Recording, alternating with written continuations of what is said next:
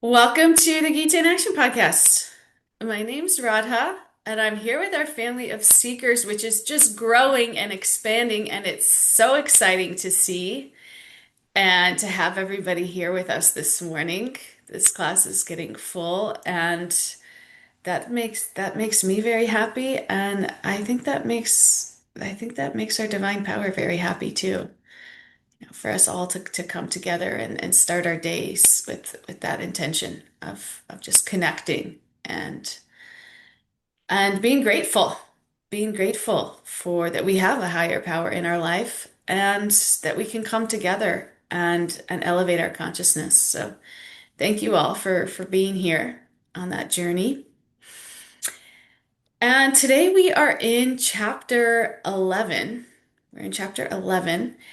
And this chapter is called the Universal Form. And it's a beautiful chapter. It can also be a little bit hard to relate to because it seems what's happening here is like, for some people could seem just, what's that word? Mythological? What's that word? Like a myth? It seems just like too much to even believe. But if we could really try to challenge ourselves to just kind of open up a little bit to what's going on here, um, there's a lot of nuggets. There's a lot to be gained. There's a lot to be learned from what we're witnessing here on the battlefield in this chapter. So we'll get into that a little bit more. But before we do, Shraddhanjali, do you want to say our prayers for us?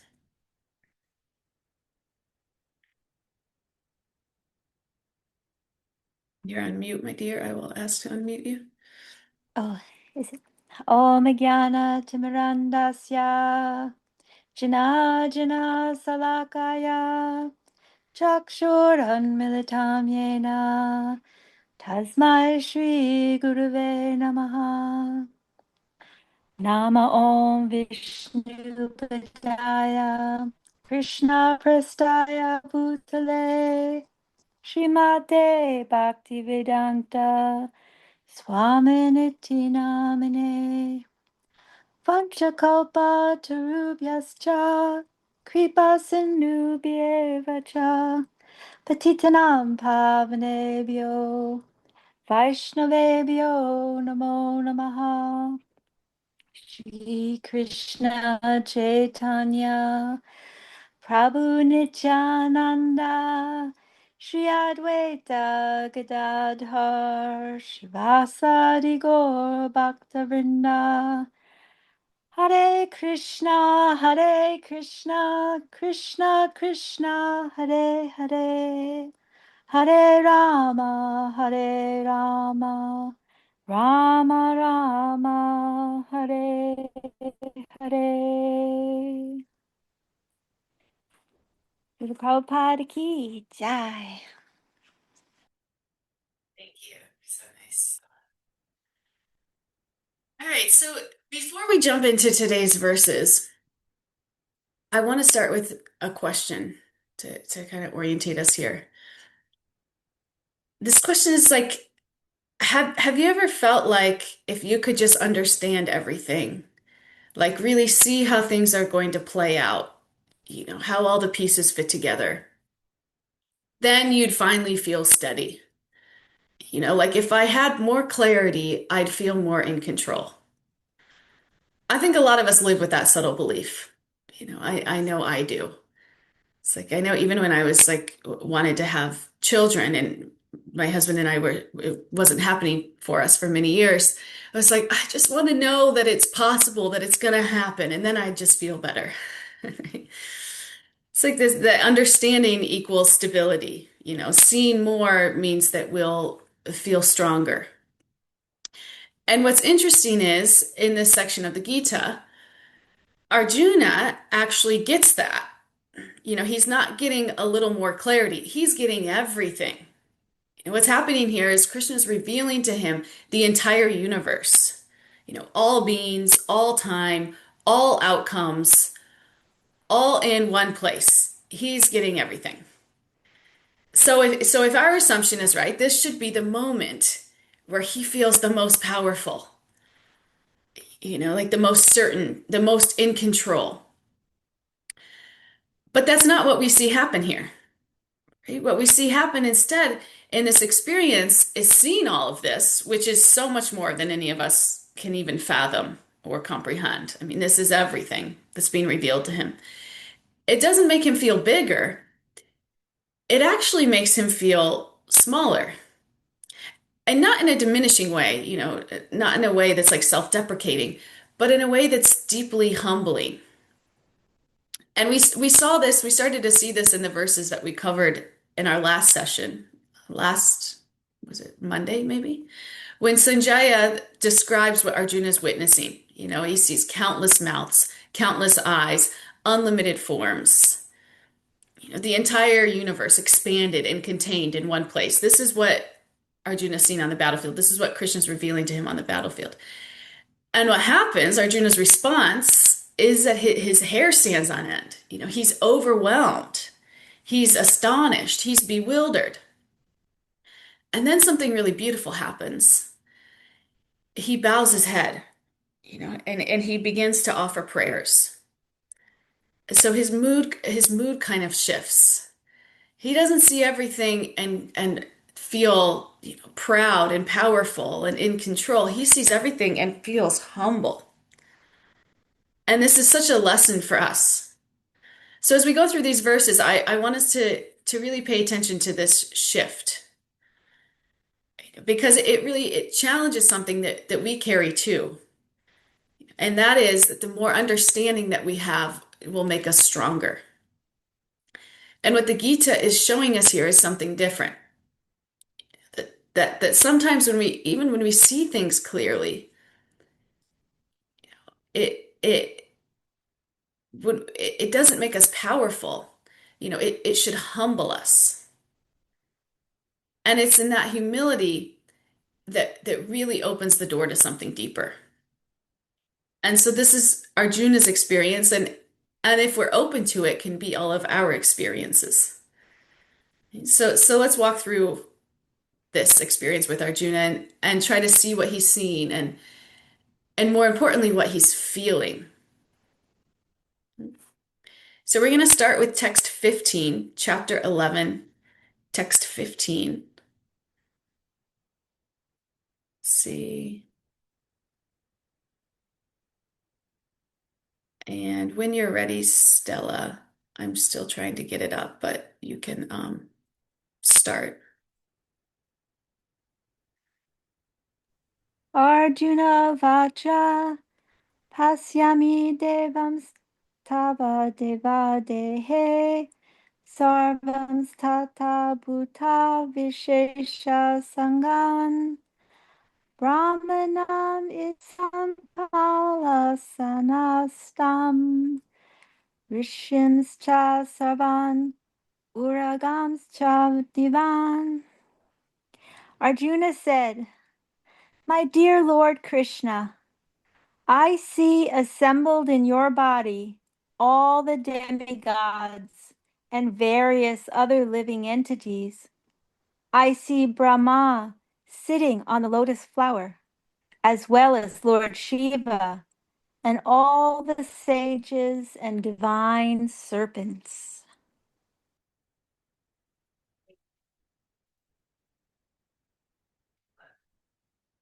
So now Arjuna's speaking. And the first thing he does is describe the scope of what he's seen.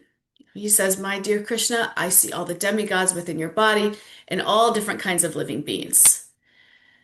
So he's looking at this form and he's realizing this isn't just one thing, this is everything. He's seeing everything in the universe. He specifically mentions Brahma sitting on the lotus, Lord Shiva, the sages, even the divine serpents. So what he's pointing to here is this full range of existence, from the highest beings all the way down, from top to bottom. It's like all encompassing. He's seeing everything.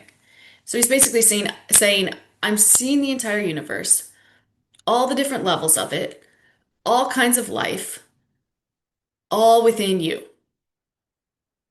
And this is confirming what Krishna said earlier, that in one place, just one place, Arjuna would be able to see everything. And this is exactly what's happening. Arjuna isn't just hearing it anymore. is seeing it for himself. And again, let's zoom in.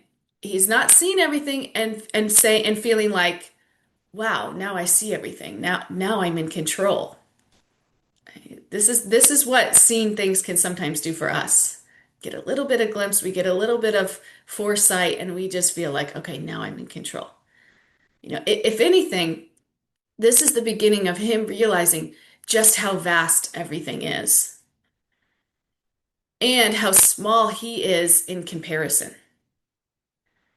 So this is the moment when that shift starts, from trying to understand everything to standing in front of something so big that it begins to humble him. And this is such a beautiful thing about relationship with God, is when a spiritualist has a strong relationship with God, humility is a natural byproduct. I mean, it's naturally going to happen. You're going to start seeing things in their proper perspective, which is the definition of humility, right? And that is that we are small. Because if you have a close relationship with God, what else could you think? You're gonna have the super close relationship with the all powerful, the all beautiful, the all intelligent, and that being, that person, just wants relationship with you. So it's going to make you feel small because you're going to understand, wow, I'm so finite, and this being is so infinite. But at the same time, it's going to make you feel grounded and uplifted because that very being just wants relationship with you. So it's very sweet. It's not a self-deprecating kind of humility. It's a humility that's grounded in reality and that actually uplifts you and fills you up with love in a way that you become sweet. So this is a very good thing for us to see. We get so caught up in material comparisons that becomes our standard. And then we get caught up in competition and this ugly game of comparison. And it brings out the ick in us. It doesn't bring out the love in us. It brings out the ick in us. But if we are caught up in relationship with God, I mean, that really brings out the love in us. It's natural. This is a process. Okay, should we move to the next verse, 16?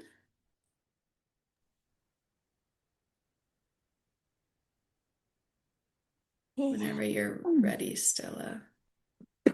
Aneka bahudara vaktra netram pasyami tvam sarvato nanta rupam natana madhyam na punastavadim pasyami vishvarupa.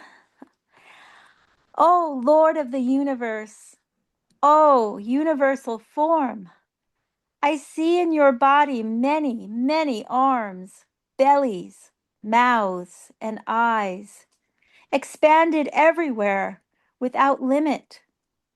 I see in you no end, no middle, and no beginning.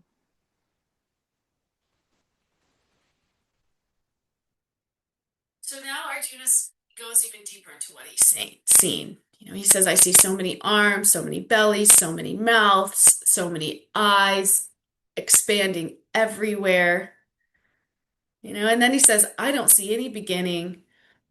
Yeah, I don't see any middle. I don't see any end. So imagine, like wherever he looks, it just keeps going.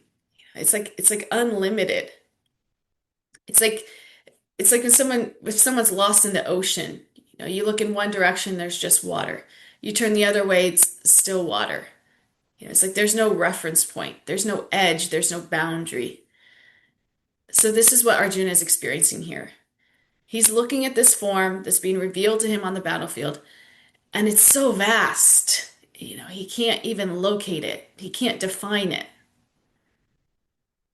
And for us, usually when we understand something, we can place it, we can define it, we can make sense of it. But here, it's like so much, he can't. There is no center, there's no edges, there's no way to grasp it. And in that moment, he realizes this is the universal form. My Lord, you are the controller of everything. And this form, it pervades the entire universe. This isn't just a form within the universe, it's a form that contains the universe.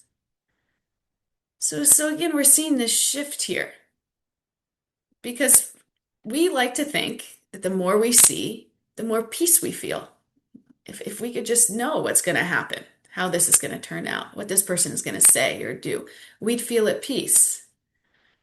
But what Arjuna is experiencing here, it's clarity. It's all the clarity in the world, in the universe. But it's so vast that it actually removes any sense of control. It's like too much. There's like nothing to hold on to. There's nothing to anchor to. And this is for us to understand that we're finite beings. We're finite beings. We shouldn't expect to understand the infinite. And that shouldn't be our quest in life to just like understand more, to know more, to be more in control. That's not the way that we're designed. We're not designed to hold that. And to the degree that we keep seeking that and think that that's what's going to give us happiness, that's what's going to give us stability, we're missing the point. And oftentimes those things just make us crave more.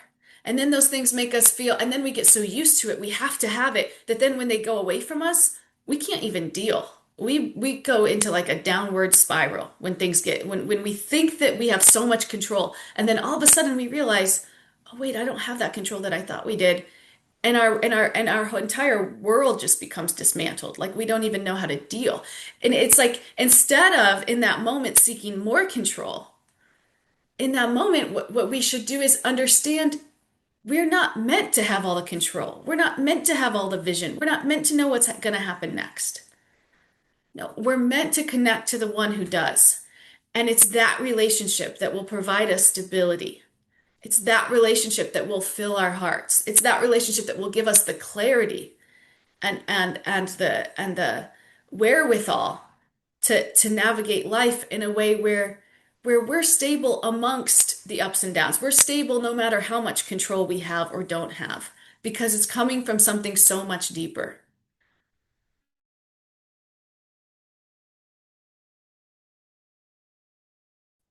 And this is what brings us. We just have to see it. We just have to be open to it. And this is what the Gita is trying to teach us through all of these verses. So let's go to the next one, 17. Kiritinam gadinam chakrinam cha tejo rasim sarvato dipiti mantram pasyami tvam durnikyam samatad diptanalarka yutim apremeyam. Your form is difficult to see because of its glaring effulgence, spreading on all sides like blazing fire or the immeasurable radiance of the sun. Yet, I see this glowing form everywhere, adorned with various crowns, clubs, and discs. Thank you. I love your voice when you read these verses, Stella. It's like you're like telling a story, it's like we're in it. And so now Arjuna's he's adding another layer to what he's experiencing. He's saying, so remember, we're in the middle of an ocean, like you can't see anything. It's just there's no reference point. Now he's saying your form is very difficult to see because of its glaring effulgence. So it's not just vast, it's not just unlimited, but it's also like blindingly bright. He compares it to a blazing fire or the radiance of the sun.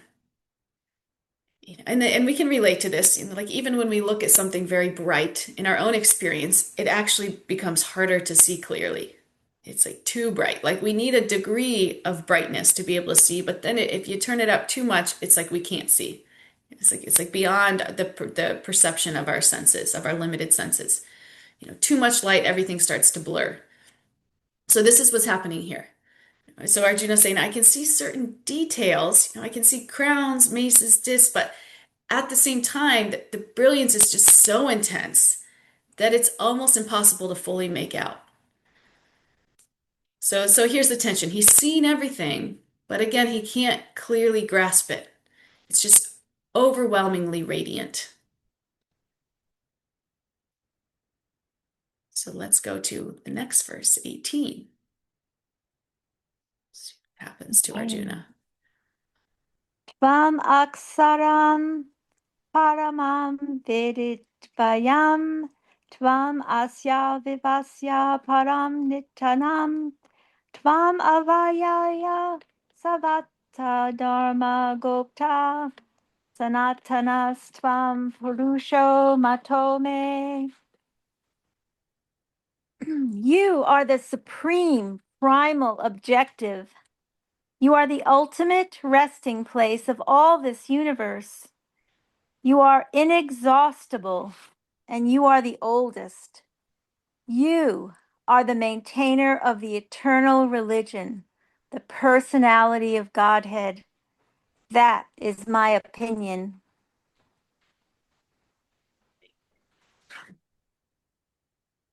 So now something really important starts to happen. Up until this point, Arjuna has mostly been describing what he's seeing. He's trying to take it in, he's trying to make sense of it. But now this description starts to shift into something else. It becomes recognition. He says, You are the supreme reality, the ultimate resting place of everything, the oldest, the inexhaustible, the maintainer of eternal truth. So, what's happening here is at first everything was just too much to process. But now, instead of trying to figure it out, he starts to recognize it. He begins connecting what he's seen and with what he already knows deep down. And that's when everything changes. He's no longer just seeing something vast or powerful. He's realizing this is Krishna. This is the supreme person.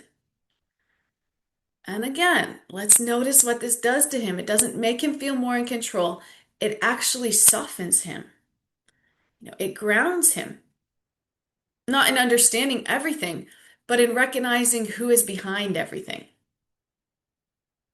So we see his language shifting. It's no longer just observation. It starts becoming this glorification. There's reverence now. There's awe. There's a sense of standing before something far greater than himself. And this is the turning point. Because instead of trying to hold everything he's seen, he starts to place it back where it belongs. Not with him, but with Krishna.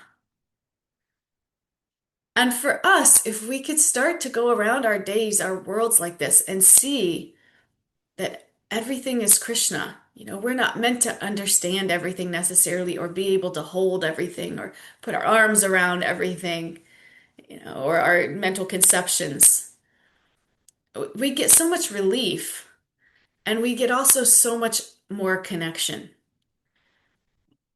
There's a story that I just heard that I thought was really sweet. Um, Prabhupada was talking to one of his disciples, and Prabhupada's glasses were like on a table, and one of his disciples said something like, or maybe Prabhupada said, when you see those glasses, what do you think of? And one of his disciples said, Oh, I feel warmth and love because I think of my spiritual master. And Prabhupada said, when you have a relationship with God, a close relationship with God, that's how you feel when you see everything. Something, and it's so true. We tend to take things for granted, even just like I mean, this is the universal form, but like just some miracles of life, a child being born, or even simple things like so seemingly simple things like the sun coming up. every day. It's like this is unbelievable. I mean, we can't really take in a sunrise. Anybody ever really try to take in a sunrise? It's like you want to see it, but you can't look at it too long. My husband's always telling me this because we are sunrise people. We love going to a new place and checking out the sunrise. But you can't stare at it for too long or it will blind you. But it's like magnificent. These things, when we really have God in our hearts, when we really have this close relationship with God, they make us humble. And this humility comes out as such an appreciation and connection with the world around us. Not in a way that we're trying to control and exploit it, but in a way that we are just in awe of it. And this really brings out the best in everybody. Sometimes you see somebody who has this close relationship with God and they're just so sweet and loving. And this isn't them. This is their connection with God. And this connection is so strong that they're now an instrument for God's love. They're just like a vessel for God's love to just come through and shine out to the rest of the world. And this is what happens. This is what this process offers us. So let's go to 19. Anadimadyantam ananta viryam ananta bahum sasi sura nitram pasyami tvam dipta hutasa vaktram sva tejasa visvamidam tapantam. You are without origin, middle, or end. Your glory is unlimited. You have numberless arms, and the sun and moon are your eyes. I see you with blazing fire coming forth from your mouth, burning this entire universe by your own radiance.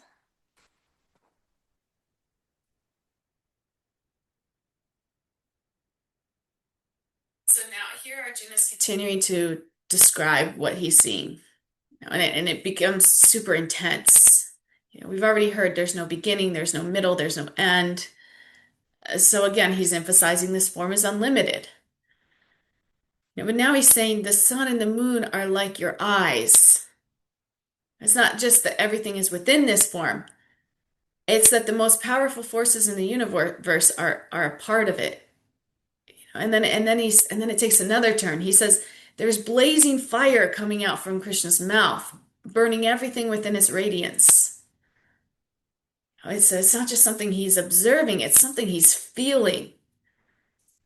Up until now, the experience has been mostly visual. But here it's like you can almost sense the heat, the intensity, the force of it all. And the mood shifts because this form isn't just wondrous anymore. It's also overwhelming in a different way. It's even a little bit frightening. And we can relate to this in a small way. When something is too intense, it's powerful. It doesn't just inspire awe, but it creates a sense of vulnerability. So this is where Arjuna is now. He's no longer witnessing something extraordinary. He's standing in front of something that just completely surpasses him. And again, note what it's doing to him.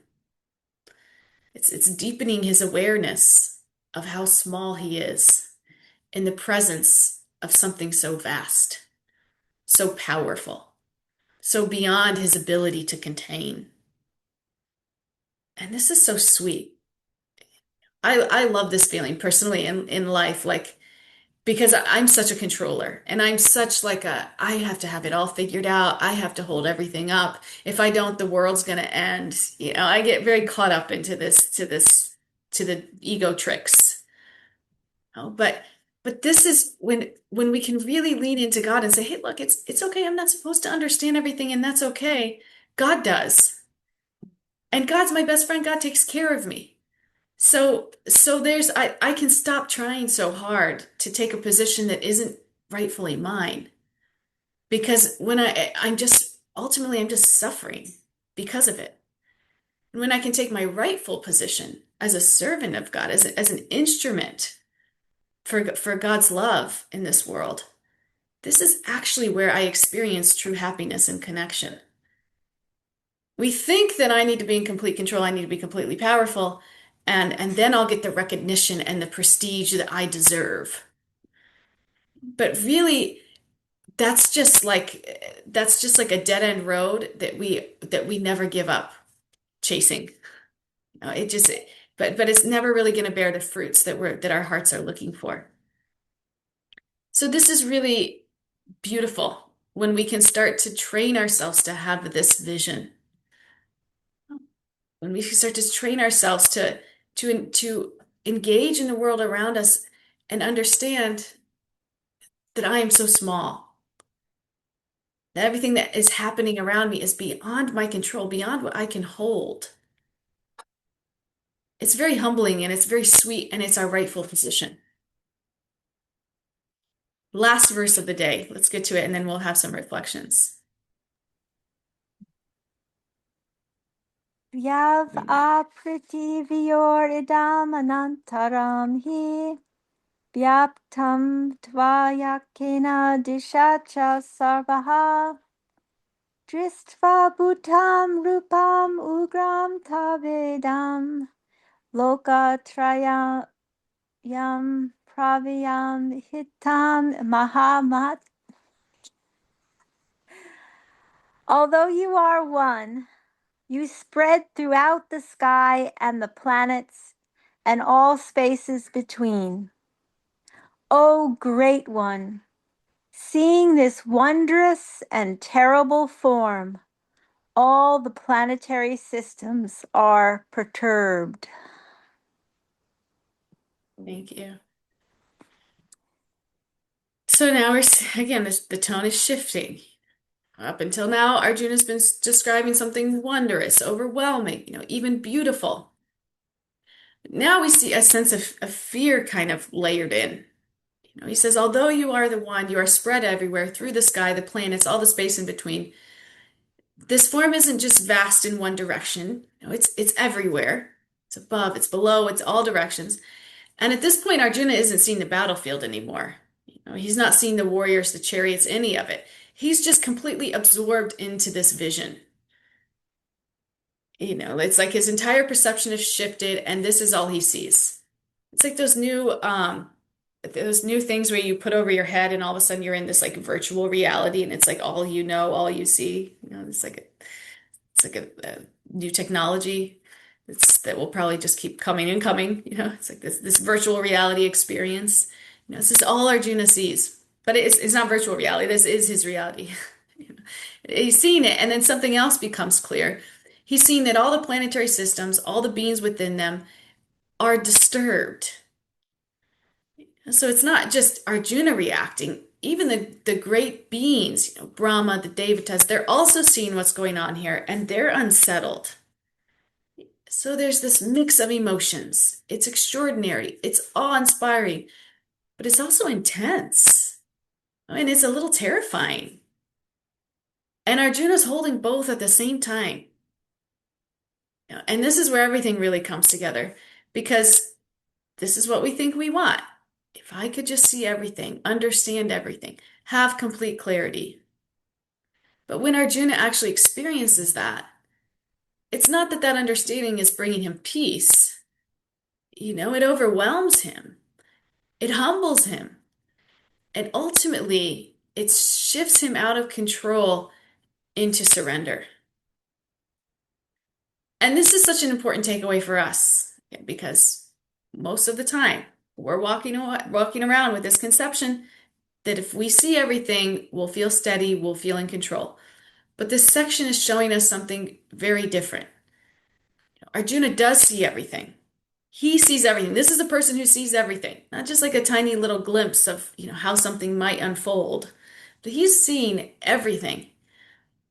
And it doesn't make him feel more powerful. It doesn't make him feel more in control.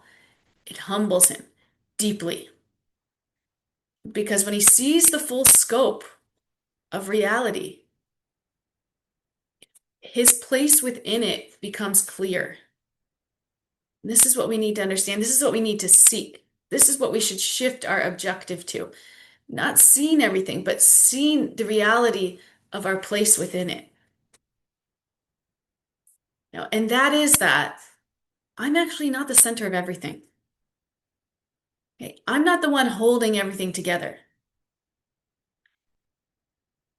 And this shouldn't crush us. It should relieve us. It should make us feel a sense of relief because we're not meant to be the center. We're not meant to be the ones holding everything together. And to the degree that we try, we will suffer and will inhibit connection. It's not our rightful place. We're finite.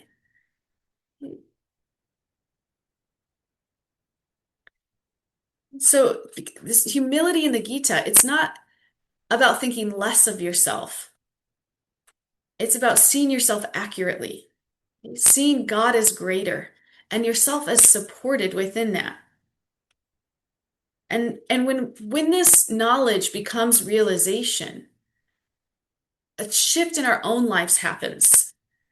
The shift from trying to carry everything to recognizing that you're never meant to. And sometimes that the greatest clarity, it's not seeing everything, it's realizing that we don't have to. And the greatest peace and stability and clarity comes from our connection with God, not from us trying to be God. And this is such an important lesson, and this alone will change the entire trajectory of your life. We could start to move this from knowledge to realized wisdom. Not just something that we know, but something that we live.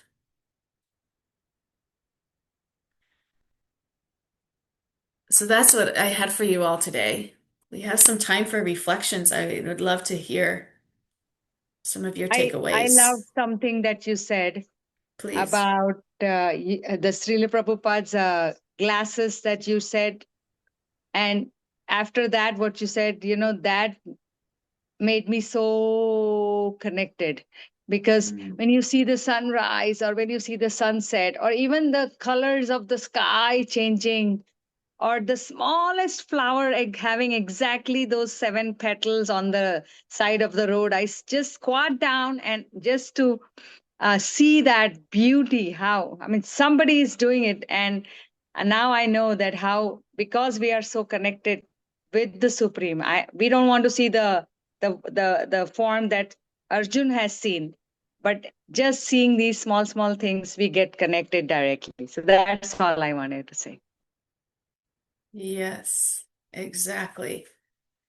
To change our vision as spiritualists, not just to seeing something and how can I use that for my pleasure? How can I exploit that to so that I'm more powerful and more in control? But wow, just look at that. That's God's. I appreciate and love that so much. And I feel warm from that love. That's it. And because everything is God's, if we when we really become evolved, we have this vision day in, day out, minute by minute. I mean, this is what we're experiencing. What a gift.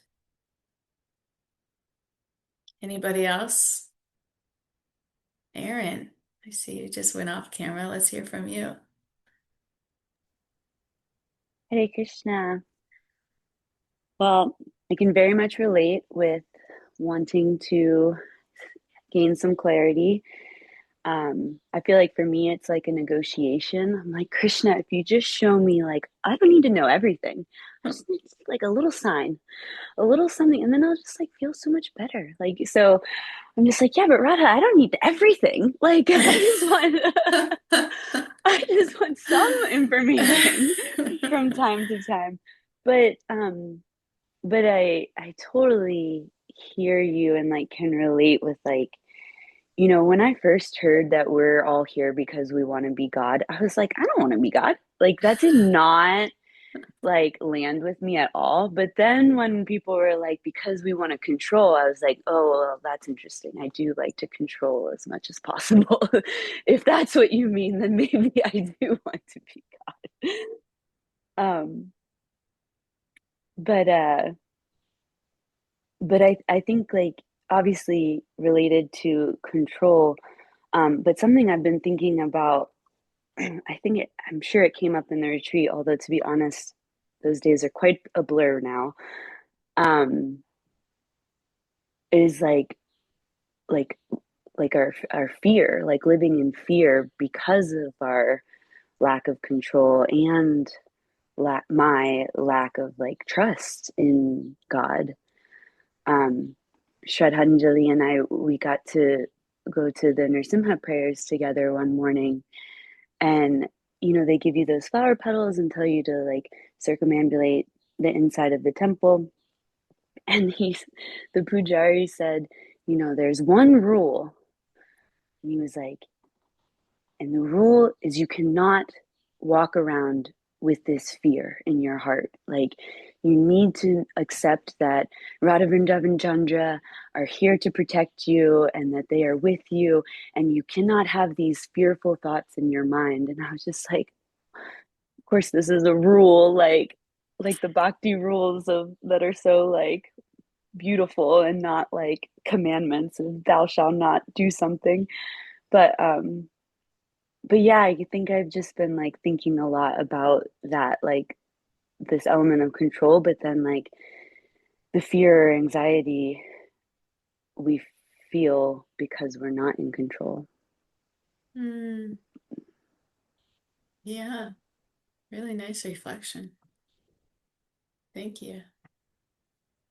Yeah, because we think about it, a lot of times when we're acting out of our lower natures, it's because of this fear.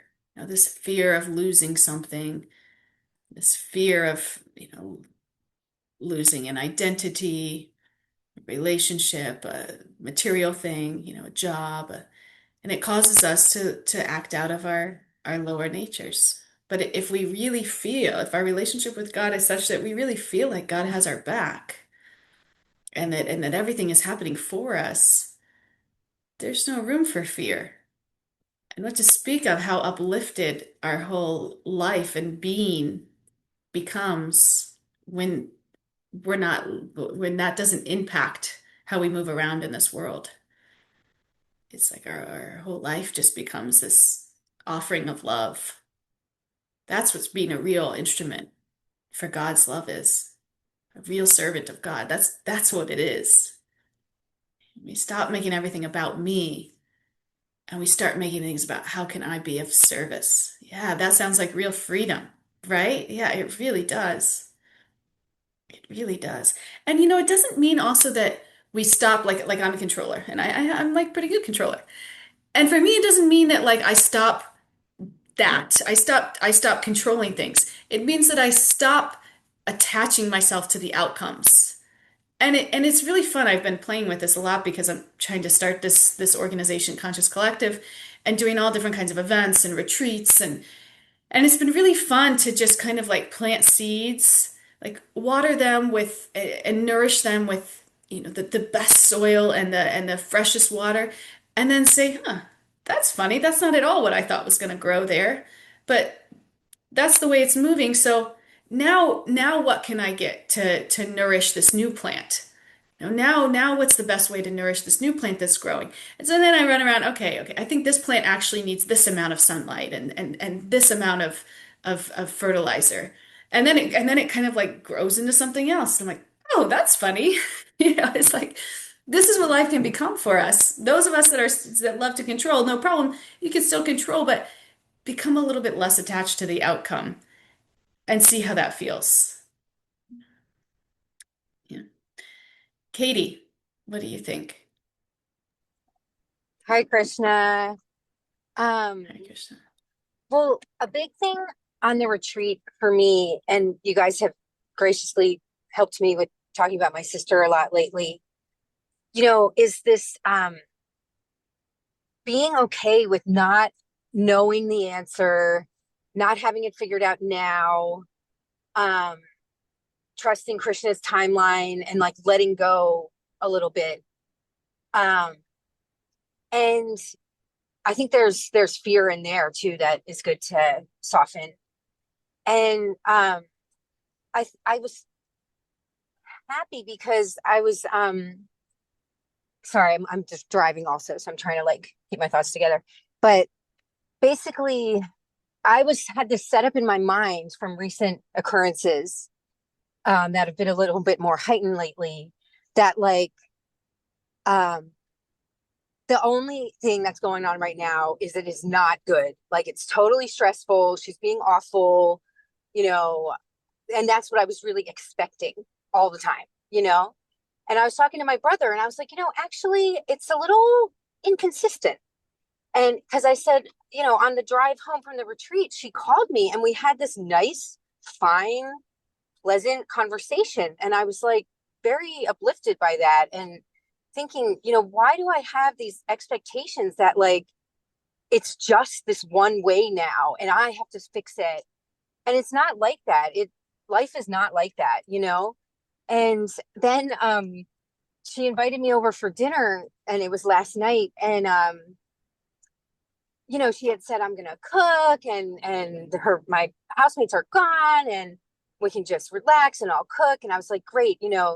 So then the morning of, or like the night before, she texted me like, oh hey, what did you have in mind for dinner? And I was like, okay, here we go. You know, uh what the heck? So I wrote back like, oh, I thought you mentioned, cooking and just being there. And when I get home from work, I'm really pooped and need to eat, but no worries. Like, it's not. And then she wrote, and I expected her to be like, oh, yeah, let's just go to a restaurant or what, like forget that she had offered. And, but instead she texted back, oh, no problem. I just wanted to make sure that was good of you. Like, what's the best time for you? And I was like, oh, right. I forget so quickly to not expect, not like harden my expectations. And then last night we had a really pleasant time. And so that came to my mind. Like, it's a good example of we're not in control. We don't know, and we don't need to know um, everything. So I think, Arjuna being like, oh Lordy, let's go back to the friend form. It is overwhelming to try to know, think everything. Yeah. So thank you.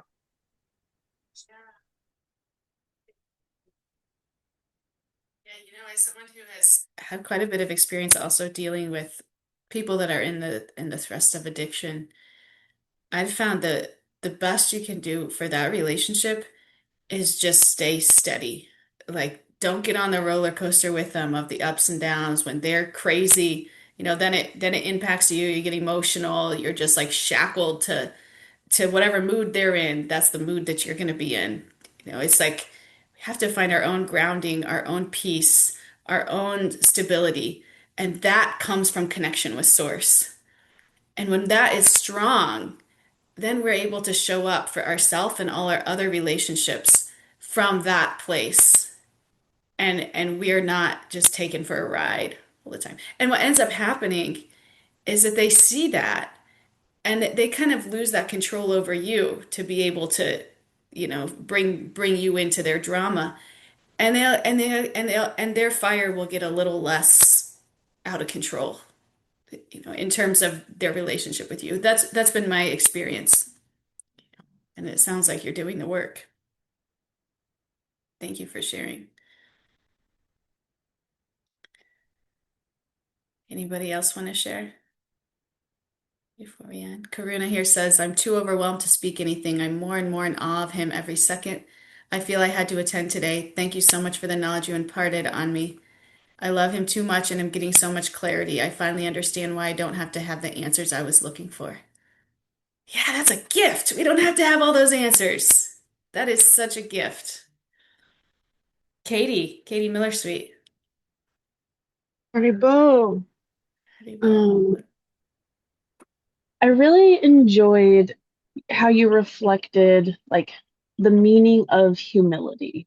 It doesn't mean we're self-deprecating. Like we know our worth, we know our value, we know our strengths, but we aren't the center. We aren't the whole. Because sometimes I feel like that can get turned into self-deprecating language, of being humble. And I feel like we need that self-confidence to continue moving forward in our life because like I think you shared during retreat a story of like this man was praying, and like Krishna sent a boat. Krishna sent a helicopter, and this guy like didn't reach for the help that Krishna was sending. And it's like, if you don't have that self-esteem to know that you can also act, you act with Krishna to make change, to make progress, then nothing changes. Yeah, that's a beautiful reflection. That story goes like God was send him a boat, send him a helicopter, and the guy was like, God, where have you been? I've been waiting for you to save me. And the guy's like, I sent you all of these things, and you didn't see them like that. Yeah, really nice story, really nice reflection. Thank you for coming, Katie. Appreciate you. Do you want to have one final reflection before we end for the day? Anu or Aru, let's hear from you.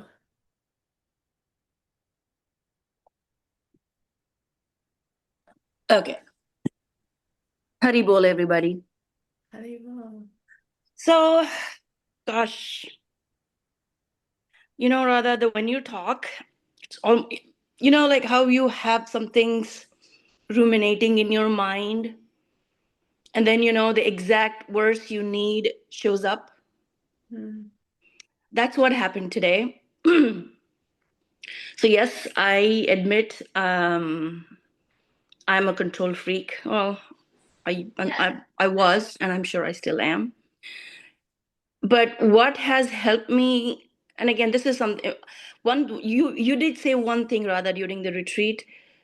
You have to find a way to get yourself out of the way.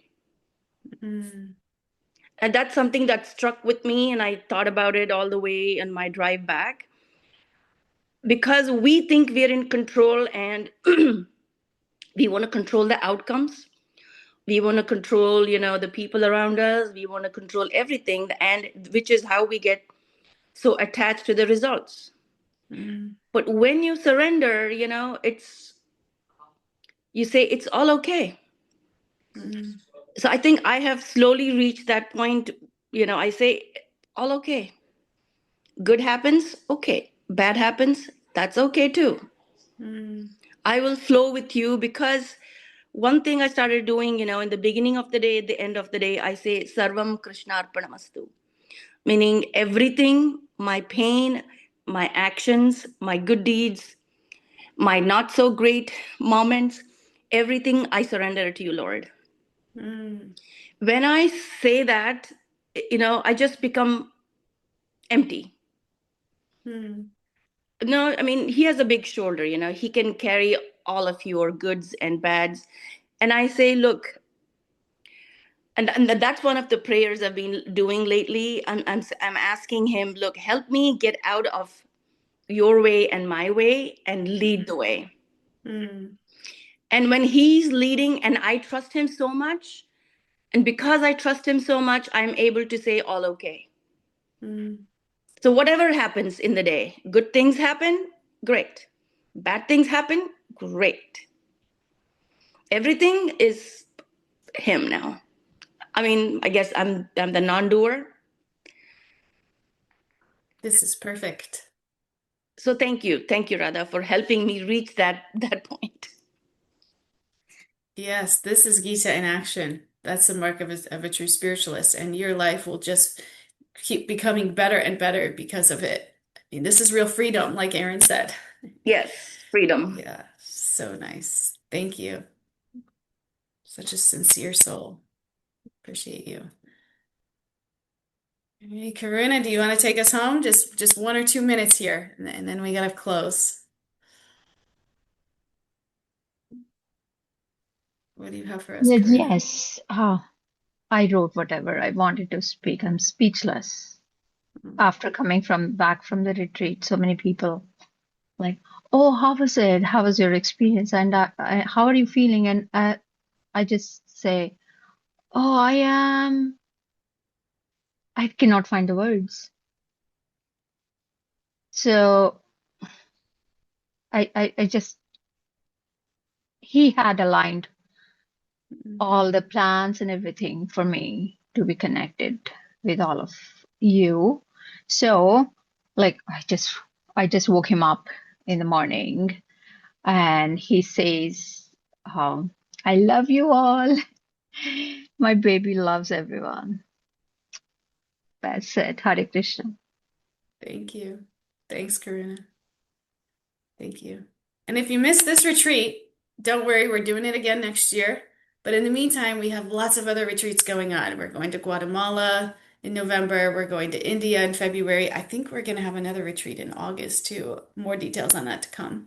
But follow us on Instagram, consciouscollective.life, and you will be able to follow all the fun things that we're doing. So thank you all for coming and looking forward to our next meeting, which will be Japa on Sunday, 6 to 7. Please come to this special meditation with us. Have a great weekend. Haribol. Haribol.